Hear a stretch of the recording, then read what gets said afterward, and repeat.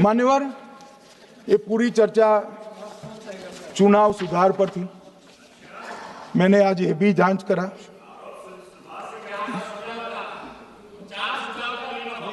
सुनो ना, जरा धैर्य रखो भाई। मान्यवर,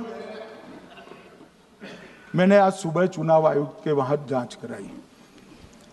जांच मतलब कोई गोपनीय चीज नहीं पूछी है, आप इसका इशू मत बने। मैंने ये पूछा कि चुनाव सुधार के लिए मई 2014 के बाद कौन सी पार्टी से कितने आवेदन आपको मिले, क्योंकि चुनाव सुधार जो करना है इसकी प्रक्रिया क्या है। मान्यवर, चुनाव सुधार सभी राजनीतिक दलों के साथ चर्चा कर चुनाव आयोग भारत सरकार के विधि मंत्रालय को भेजता है और विधि मंत्रालय इसका कानून बनाकर संसद के सामने रखता है। ये प्रक्रिया है। तो मैंने सोचा कि इतना बड़ा हो हल्ला हुआ तो ढेर सारे चुनाव सुधार कांग्रेस पार्टी ने दिए होंगे, तो मैं जरा उसका पूछा कर दूं, लगे हाथ तो इसकी भी बात कर लूं। इसमें गोपनीय क्या है? तो मैंने पूछा तो साहब मुझे एक रहस्य मालूम पड़ा कि आज तक मई 2014 से चुनाव आयोग को एक भी चुनाव सुधार का सुझाव कांग्रेस पार्टी से नहीं मिला। मान्यवर,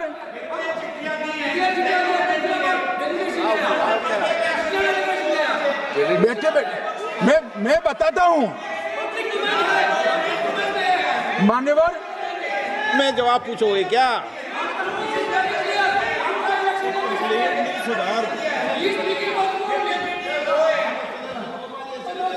आप भी बोले, हर बोलने पर एक एक बार उठेंगे क्या? हर चीज का जवाब पूछेंगे क्या आप? नो, ये तरीका ठीक नहीं है। नो, ये तरीका ठीक नहीं है।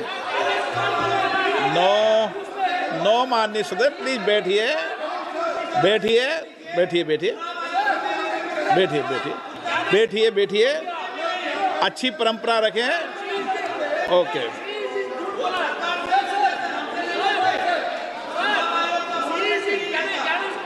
नो प्लीज, हर 2 मिनट नहीं उठते। अच्छी है।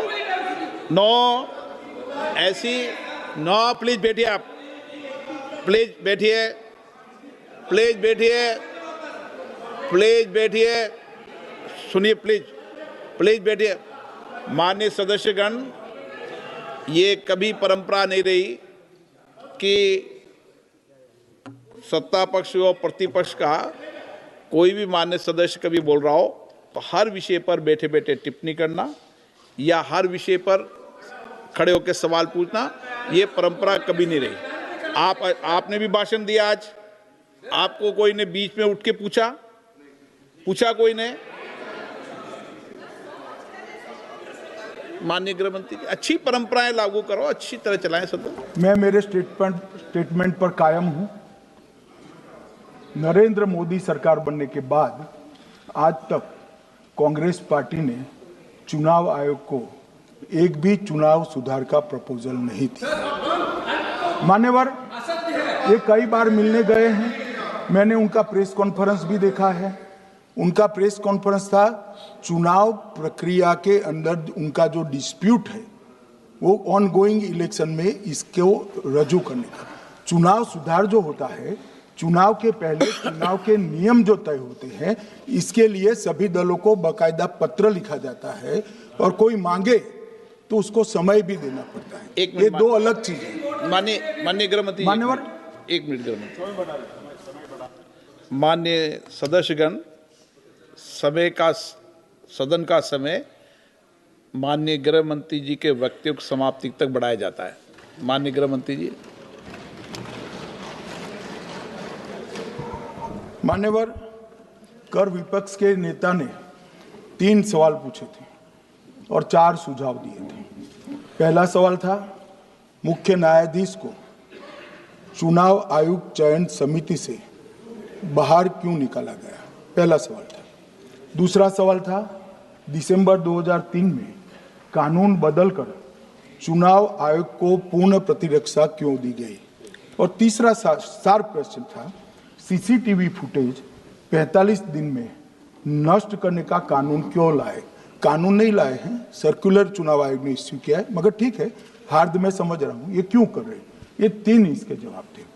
मान्यवर, मैं इसमें से सबसे पहले सवाल का जवाब देना चाहता हूं। मान्यवर, मुझे पूरा सुनकर जरा आप आपत्ति लीजिएगा, क्योंकि मैं बताऊंगा तो पास से ही, मगर वर्तमान का भी जवाब दूंगा। मान्यवर, 73 वर्ष तक इस देश में चुनाव आयोग की नियुक्ति का कोई कानून ही नहीं था। माननीय सभी सदस्य ध्यान से मुझे सुने, 73 साल तक इस देश में चुनाव आयोग की नियुक्ति का कोई कानून नहीं था। नियुक्ति प्रधानमंत्री सीधी कर देते थे। और मान्यवर, मैं आज ये पूरे देश को बताना चाहता हूं कि टोटल अब तक जितने चुनाव आयुक्त हुए और जितने मुख्य चुनाव आयुक्त और चुनाव आयुक्त, ये सभी इसी प्रकार से हुए। अब 2003 के कानून पर मैं बाद में आता हूं। 1950 से 1989 चुनाव आयोग एक सदस्यीय था। प्रावधान क्या था? कोई कानून नहीं था। प्रधानमंत्री जी फाइल भेजते थे राष्ट्रपति जी को और राष्ट्रपति जी नोटिफिकेशन बहाल नहीं करते। तो भाई उस वक्त बरोबर चुनाव था, सबसे अच्छा था। नहीं, मैं ये नहीं पूछता नियुक्ति की प्रक्रिया। मान्यवर, पूरा उनका 55 साल प्रधानमंत्री जी ने ही चुनाव आयुक्त को नियुक्त किया, तब तक कोई सवाल नहीं था। और नरेंद्र मोदी करते हैं तो उन पर सवाल उठाते हैं, मगर हमने तो ऐसा भी नहीं किया। मान्यवर, फिर 89 से 91, जब 89 में चुनाव आयुक्त उनकी सुनते नहीं थे, तो पहली बार उस पर ब्रेक लगाने के लिए चुनाव आयोग को बहुसदस्यीय बनाया गया।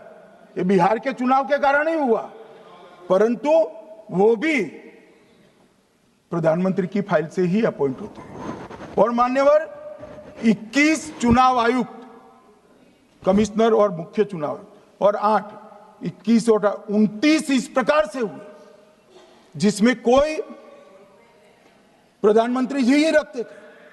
कांग्रेस पार्टी ने ही ये परंपरा बनाई थी, कानून भी कांग्रेस पार्टी ने बनाया था। मगर आज आरोप करना है इसलिए आपने चुनाव चोरी कर लिया, चुनाव चोरी कर लिया, चुनाव चोरी के कहने से कुछ नहीं होता।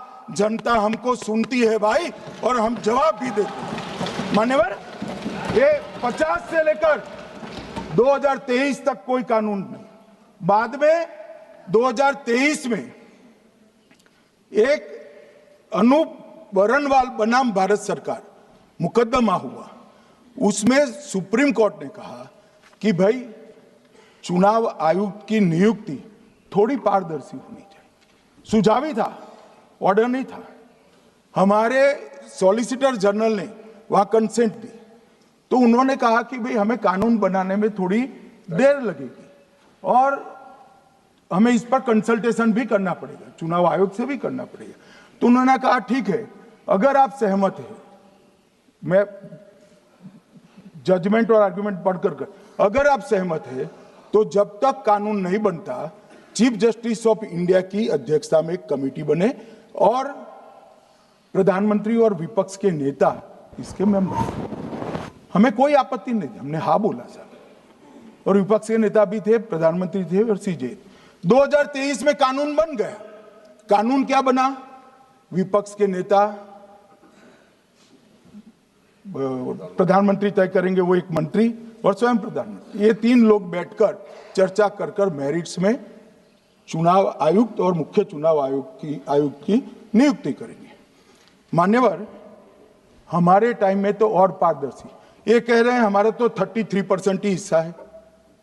भाई 33% तो है ना, हमारा तो हिस्सा ही नहीं था। और मान्यवर, मैं रिकॉर्ड से बताता हूं, 2012 में सीयूसी की नियुक्ति होनी थी। अडवाणी जी ने सुझाव दिया लिखकर कि एक प्रणाली बना जाए, नहीं बनाया और BS संपत जी को सीधा चुनाव आयुक्त बना दिया। उसके बाद में भी ये कल व्यक्ति कैसे है इसकी चर्चा है। नवीन चावला, जिसको आपातकाल की भूमिका पर शाह आयोग ने कहा था ये निष्पक्ष नहीं है, उनको मुख्य चुनाव आयुक्त बना दिया, जबकि मुख्य चुनाव आयुक्त गोपाल स्वामी ने इनके खिलाफ पक्षपात के सबूत भी भेजे, खारिज कर दिए। मान्यवर सुने नहीं, हमारे समय में ऐसा कभी नहीं हुआ है। हमारे समय पर विरोध होता है मगर पक्षपात के सबूत किसने नहीं दिए हैं। और भाई जहां तक 66% और 33% का सवाल है, आप कह रहे हो कि वहां 2 लोग होते हैं और आप 1 होते हैं, ये तो हम तय नहीं करते हैं। 140 करोड़ की जनता तय करती है कौन 66 होगा और कौन 33। यहाँ कौन बैठेगा वो तो 140 करोड़ लोग तय करते हैं, वो आपके लिए तय करोगे तो आप 66 हो जाओगे। मगर आप तो 100 रख कर गए थे, हमने उसको 33 दे दिया। मान्यवर ये क्या सवाल उठाते, और वो समझते हैं कि मैं बोलता हूं तो बस ये ब्रह्म वाक्य होगा। ऐसे नहीं होता है मान्यवर, हर चीज के तर्क होते हैं। इनका जो भाषण तैयार करते हैं वो भी ठीक से नहीं करते, रिसर्च नहीं करते।